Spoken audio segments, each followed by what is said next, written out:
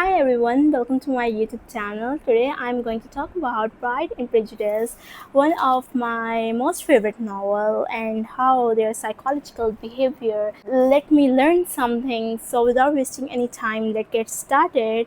I believe that they both were the victim of their own pride. Even though Darcy felt something for Elizabeth, but he tried to be dismissive because it was practically easy for him than accepting the fact that he was falling in love with a girl who is in lower financial status than him, or the one who had a chaotic family, or someone with the embarrassing relative.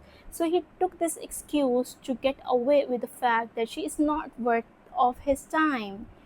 And Elizabeth, to whom Darcy rejected in the dance party, her ego took a direct hit, and instead of accepting the fact that he had a low opinion for her, she built a narrative for him in the mind that he is a terrible person and he is a monster. Hating someone help a lot with the loss of rejection for a limited time, of course, coming from a real place. I think so when you taste rejection, you try to hate them. So in this way it satisfy your ego, and same happened with Elizabeth. And that is the exact reason she became very vulnerable. When Wickham tell him the lies about the Darcy, she believed them.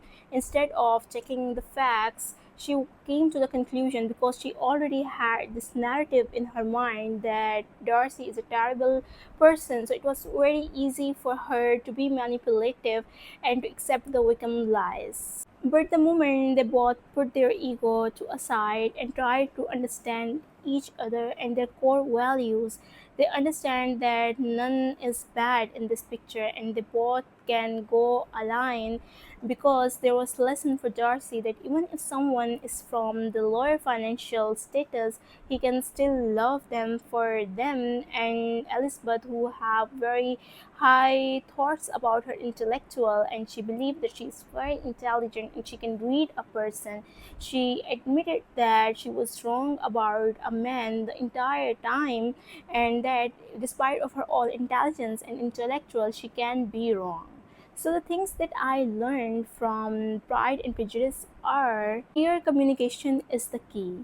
The whole drama that happened in the entire book could have been avoided if they both sit like an adult and talk about their needs and their misunderstandings, instead of being passive aggressive and being making wrong assumptions.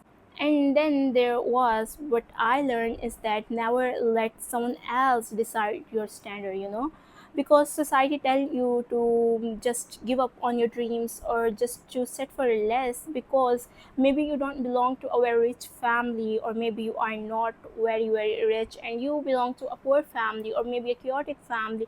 Her mother was hyper anxious, and she would have ended up in a miserable marriage, but she didn't let the society define her standards. She stayed firm on her self-worth, and she knew that she deserved the better. So I think so we should never let society define our values. We should make our own core values, and we should firm stand on our decisions and or on our values. One thing that I learned is that we all are very vulnerable and prone to confirmation bias. Darcy insulted her, and the victim made her feel very flattered and special, even though it was all built on lies. But Elizabeth believed in something that satisfied her ego. So it took a lot of girls to accept the fact that your feelings can lie to you, and the narrative that you build in your mind, spending months and days. When you learn that this is wrong, you should step away from that narrative, and you should stop that imagination. You do not need to completely indulge in that imagination to prove to satisfy your ego.